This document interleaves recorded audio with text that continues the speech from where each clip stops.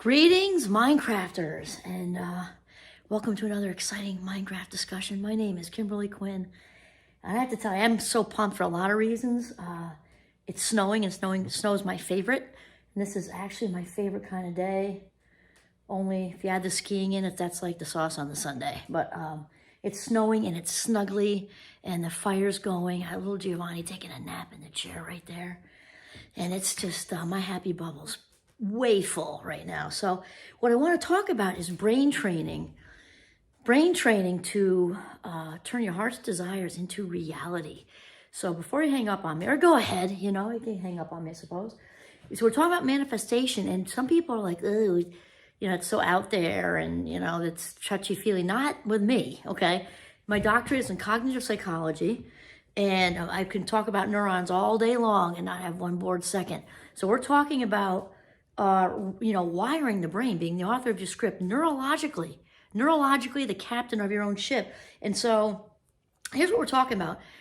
We got to declare it first. We're going to get into this, okay? Declare it, and then believe it, then we see it, and we manifest it. And those middle two are kind of, we're going to talk about that because they're kind of sort of embedded, I guess is the best way to say, because we got to believe it to see it, but we're also going to talk about envisioning things, so they kind of go together. Okay, so the first one is to declare what your heart desire is, because if you don't know, it ain't going to come anytime soon. I mean, that's just how it goes. And again, realize that every single thought we have expands. So if that's negative, it's all full of lack and what you don't have and self-doubt and all that negative feedback loop, you're just attracting more negative to you. I mean, that's just how it works, because we are walking balls of energy in these bodies, taking us all around. That is what is truly happening. So declare it. So you must know your heart's desire, which means you got to slow that stuff down to hear the inner voice, to hear what's going on for you. If you're flying around like a gerbil on crack, that's just going to continue. That's just going to continue, and you're going to keep being a human doing instead of a human being, living your best life. So in order to declare it, you've got to know what it is. Okay, next, still part of that same one about declaring is giving yourself permission to have heart's desires, because there are plenty of people out there. It's not said with judgment in any way. I was there myself, so I mean, no, I'm definitely not judging it. Where if you're not quite there yet with feeling worthy and feeling enough all on your own, that's the first step, because that's the foundation for everything in your life. Because without knowing your own value, the rest just isn't. It's like trying to build a house without the cement part. I mean, you just, you can't, or you could, but it wouldn't last, and it wouldn't be, real. It could fall down at any second. It's like a lot of wasted effort putting up walls and roofs and windows if there's no cement foundation, So that's just how it is. Okay, so give yourself permission to want stuff. And then the second one, I got to give a shout out to a couple of somebodies. I was listening to Mel Robbins today. She's a new one, sort of new. I mean, not like today new, but newer than, let's say, Oprah. I've listened to forever. But I really like Mel. I like her style. I think she and I have a lot in common, energetically wise and everything like that.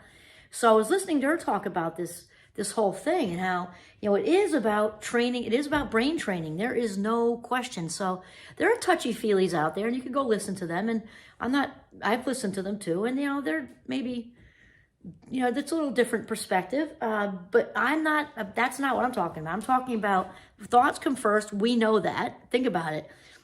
I say with my students, if you want to carve through, Melissa's skull with kindness and anesthesia and remove her brain and put it up in a fishbowl and formaldehyde, what is Melissa feeling? Answer, nothing. Okay, so thoughts first, feelings second, actions or behaviors are last. So we know that, and so therefore we got to really, really select carefully the thoughts that we allow to expand. It's very, very important.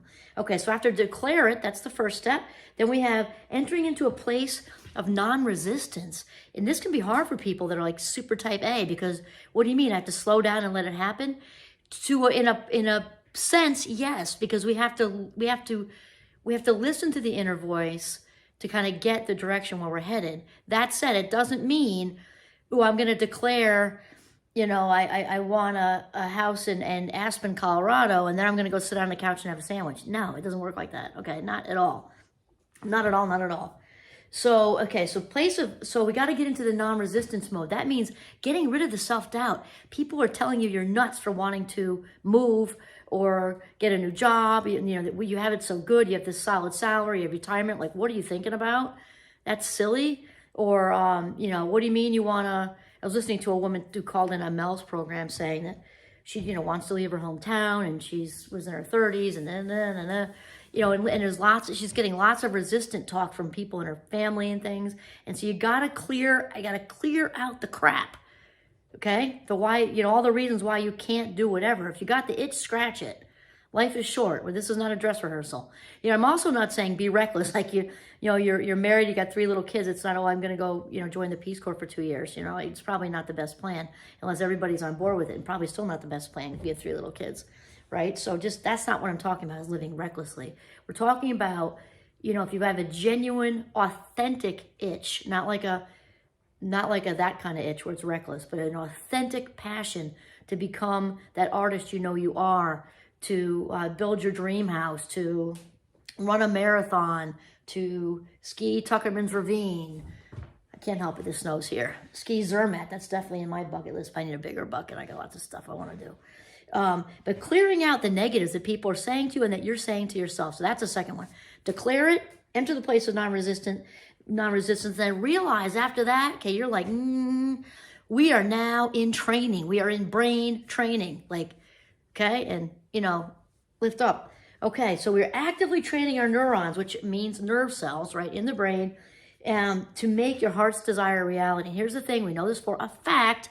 Neurons that wire together, fire together. In fact, that's what memories are made of. People think they can just, you know, carve open, you know, somebody's skull with kindness and anesthesia and pull out a memory. Well, no, you can't. It's going to be a cluster of neurons that have had so much repetition and pattern with seeing similar things over and over that becomes a memory, and then they fire together. That's how it works. So neurons, this is what we want to do is have them wire together so they fire together, and then, you know, kind of build, and that's how we attract what we want. So we got to think it first. Remember, without thoughts, there's nothing happening. Okay? So we got to think it. Thoughts lead to feelings. We feel it. And this is very important to feel it as if you already have it. Feel it as if it's that dream, you know, that log cabin you want to build in the woods, you know, the relationship, the kids, the traveling, the being, you know, being promoted at where you work. You got to feel it like the boss just walked in and said, hey, guess what? This is a good day for you. Let's go out to lunch and we'll talk about it. And then out comes the new responsibilities and more cash, you know, and maybe even some perks like a gym membership. Who knows? But you got to already feel it. You got to feel it because you can't be surprised, because that's not authentic. You got to, and that's where the worthiness part comes in. Because if it's a shock, you don't really believe you deserve it, which means you're not going to get it. That's how it works. And then receiving mode. And then really, if we do the 5th one, I'd have to do a shout out to Abraham Hicks, because she talks about the receiving mode. And then the next step is getting really good at being in the receiving mode. I'm really good at being in the receiving mode. You got to clear that stuff out. And so this means, and it obviously doesn't mean that just because we've worked away from the resistance stuff doesn't mean that it's, I'm thinking like that game Whack-A-Mole, you know, at the carnivals or the fairs or whatever. When then you hit one and one other pops up. It doesn't mean that you're completely clear like a Zen monk. And even a Zen monk has stuff pop-ups occasionally, right? So it just means you whack them back down, because you're actively in brain training. So it's not like you're in this, you know, at the summit of a mountain and you've got absolutely no resistant thoughts coming through your head, because they're going to try. But when you get so good at it, you have your black belt in manifestation, you're like, okay, calmly, whack, goodbye, and that's it. Or like John Kabat-Zinn says, pop them like bubbles. So make thoughts into things by making thoughts into things. So this is another thing. And Mel was talking about vision boards today. And first she was like, you know, talking about making a wish and blowing out. And that's like so 7th grade. And she's really right about that. Vision boards can be helpful as long as they're done well. Okay, so the advantage of a vision board is it takes something that's kind of floating around in our head and brings it into conscious reality, because we're doing a little collage with stuff we cut out of a magazine, or we're using markers, or we have stickers and uplifting affirmation or whatever. So it brings it into reality. So it's very helpful in that sense, especially if you put it on the fridge or in front of your desk or next to your bed or somewhere super prominent. So it's good in that way. I think And Mel was talking about this, where one place people make errors with vision boards is that they put sort of what's at the end there instead of the steps. So she was talking about how somebody, vision boards are loaded with beach houses, these $10 million. And meanwhile, she was talking about you're sitting in a desk in your parents' guest room, or, you're downstairs in your own basement, or, and it just seems, it's overwhelming. It seems so unreachable. And it is reachable. It's just we need to bridge it. We need to bridge little, bridges to there, because otherwise what it's sending the message is, this is so big, so huge. This is for other people. And this is really not possible, but I'm going to throw some wishes and some hope at it, and maybe I'll get lucky. That's what underneath is what we're thinking. This isn't really real. I'm just doing this vision board thing because, maybe it'll happen. That's what it's saying to us. We have to make it less large. Just like when, on Abraham's show once, there was a guy saying, I'm really hardworking and big work ethic and all that. And what I really want is the big money. And the big money says the big money means that's the hard to get stuff. That's the really huge stuff that's only for a few select people. That's the stuff that's, not very touchable. That's what it does with the beach house thing. It doesn't mean you won't have a beach house. You can definitely have a beach house. I'm a big fan. But we've got to celebrate all the accomplishments on the way. Put lots of things on there that are small victories. Picture yourself talking with your boss about the promotion, and picture the meeting going really, really well. Picture them coming in and having that conversation. Wow, I realize you're reaching for this, but until we get there, we're going to bump you up to here. And picture little victory after little victory after little victory. Mel also talks about, it's in lots of people's lists to run a marathon. I did that in a fast 5+ hours. It was really good. But picture yourself in the reality of it, like, getting up at 5:30 in the morning, which might be hard. It will be hard probably in the beginning, and doing it. Picture yourself overcoming, getting up at 5 in the morning. Picture yourself, because I can talk about this because I did the whole training thing back then. When you do the 13-miler, and then when you do the 18-miler, and picture yourself mapping it out. Picture it being pouring rain, and you have, a month left to the marathon. You've got to do the 18-miler. Your body's not going to know what hit it, right? And then you might bump it up to 20. You got to picture yourself running in the rain, because it's your only day off from work, and you got to get the mileage in, and that's it. Wrap yourself up in Gore-Tex, and this way, when it actually comes, and it might rain on the marathon, then you're ready for it. In fact, that just brought me to another idea that I did not even plan in this. The other day it was the Mindful Times newsletter that I kick out for Champlain. I put a little thing on there with Michael Jordan. It's like 3 minutes long. And the newsletter was about how I didn't use the word manifest in that, I don't think, but basically we become what we practice. We become what we practice. And in that little 3-minute video, Michael Jordan kind of summed up what we're talking about here. He says he practices every little practice where he's just in a regular t-shirt or whatever, and their coaches are yelling, blah, blah, blah. Every single practice he looks at as a little mini game. He practices as if every single one is a game. And he says this way, when I get in the game, it's not new. It's like, it's just routine. I don't really even think a lot. I just kind of do, because it's all just embedded in me at that point, because I've done the drill over and over and over and over again. And this is what we're talking about, because the brain loves repetition. So if you want to run the marathon, have the beach house, get the promotion, travel, whatever it is, you got to have your eye on the prize with the repeat, repeat, repeat, and the baby steps. Celebrate the baby steps, and remember to whack-a-mole any resistant thoughts, because thoughts, when they grow up, turn into beliefs. And that's where we want to land with receptive mode, is believing it as if we already have it.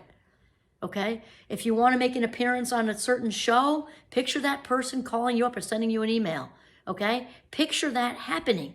And then it will. It's all the steps we have to go through. So that's it. So declare it, enter into a place of non-resistance, brain training. Realize we're in brain training. Like, picture yourself, and you can even picture yourself in a little, like, gym clothes and stuff.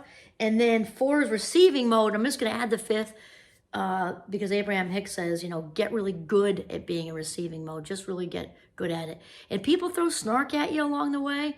Rather than biting the hook, just send the good vibes privately. Just, okay, send the love. Don't let them take you down. Don't let them take you down. Send the love, send the love, send the love. And that's it. Okay.